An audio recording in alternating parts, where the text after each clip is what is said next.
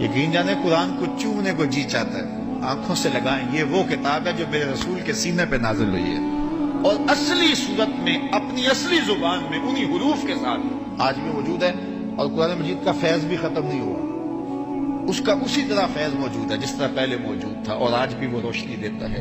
اور جب ہم اس کو تلاوت کرتے ہیں، اسی لیے فرمایا گیا راتوں کی تنہائیوں میں اٹھ کے قرآن پڑھو، اور قرآن پڑھتے ہوئے رویا کرو، فَإِن لَمْ تَبْكُوا فَتَبَاكُوا، اور اگر رونا نہ آئے تو رونے کی کوشش کیا کرو۔ حضرت داتا گنج بخش علی حجویری علیہ رحمہ سے کسی مرید نے کہا، حضرت اگر رونے کی کوشش کریں پھر بھی رونا نہ آئے، فرمایا پھر مقدر پہ رویا کرو۔ اتنے سنگ دل ہو گئے ہو کہ قرآن پڑھنے سے تمہیں رونا نہیں آتا؟ کتنی وہ بابرکت کتاب جو رب کی منزل ہے، جس کو جبریل لے کے آئے، جو رسول اللہ کے سینے پہ نازل ہوئی ہے، اور کتاب وہ ہے، قرآن کہتا ہے کہ پتھروں پہ نازل ہوتی تو وہ ریزہ ریزہ ہو جاتی۔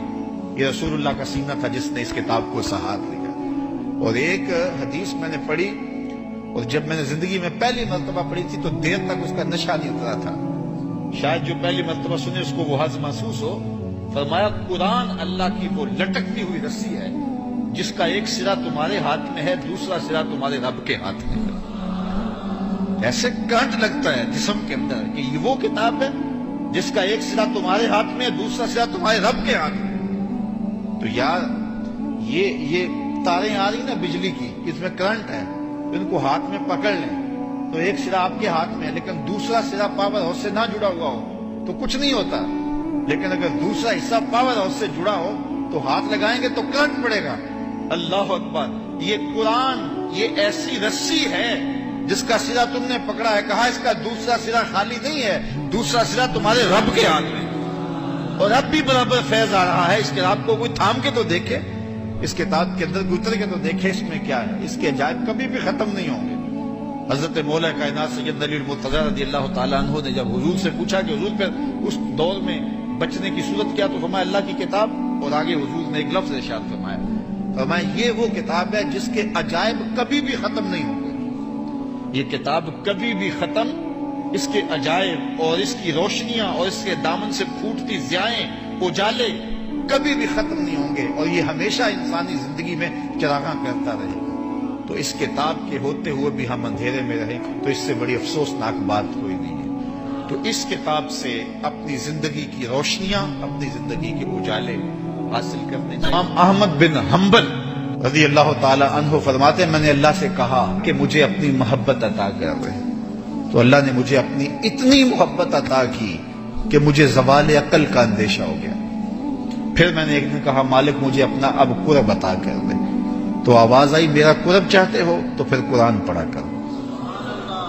تو قرآن انسان کی ضرورت ہے، کیونکہ انسان کی سب سے بڑی ضرورت جو ہے وہ ہدایت ہے۔ ہدایت انسان کی وہ ضرورت ہے جس کو مانگنے کی تلقین دی گئی۔ اللہ سے رزق مانگنا چاہیے، لیکن کوئی نہیں مانگے گا وہ پھر بھی دیتا ہے۔ اللہ تعالیٰ سے دولت مانگنی چاہیے، کوئی نہیں مانگتا پھر بھی دیتا ہے۔ صحت مانگنی چاہیے، کوئی نہیں مانگتا پھر بھی دیتا ہے۔ لیکن ہدایت اتنی اہم ضرورت ہے کہ جسے میسر ہے اسے کہا گیا تو بھی مانگ۔ روزانہ ہر نمازی ہر نماز کی ہر رکعت میں وقالتاً یا اصالتاً پڑھتا ہے اہدنا الصراط المستقیم، یہ روزانہ پڑھتا ہے، اور وہ مصلی پہ کھڑا ہو کے قبلہ رو ہوتا ہے، اور پھر بھی یہ مانگ رہا ہوتا ہے۔ مجھے بتاؤ کتنی ضرورت ہے انسان کی ہدایت۔ تو ہدایت انسانی ضرورت ہے، اور ضرورت کے لیے ہمیں محنت کرنی چاہیے، اور محنت کریں گے تو جھولی خالی نہیں جائے گی۔ اور اس کا بہت بڑا منبع اور بہت بڑا سرمایہ اور بہت بڑا چشمہ ہمارے پاس قرآن مجید کی صورت میں موجود ہے۔ میں ایک اور بات کروں، کسی نبی کا کوئی معجزہ اس نبی کی امت کے پاس آج موجود نہیں ہے۔ حضرت موسیٰ علیہ السلام کے معجزات تھے، ساتھ لے کے چلے گئے۔ حضرت عیسیٰ علیہ السلام کے معجزات تھے، ساتھ لے کے چلے گئے۔ چھوٹے معجزات نہیں، بڑے بڑے معجزات تھے۔ ید بیضا دیا گیا، اور پھر کوڑی کو ہاتھ پھیرتے شفا ملتی، نابینے کی آنکھوں پہ انگلی رکھتے روشنی اتر آتی، مردے کو ٹھوکر مارتے اٹھ کے باتیں کرنے لگ جاتے۔ کتنی بڑی بات ہے۔ حضرت موسیٰ علیہ السلام کا معجزات دیکھیے، عصا ہے کبھی سام بن جاتا ہے، کبھی جھاڑیاں اس سے توڑتے ہیں، کبھی پتے جھاڑتے ہیں، کبھی رات کو روشنی دیتا ہے۔ ید بیضا ہے، کیا کیا معجزات تھے۔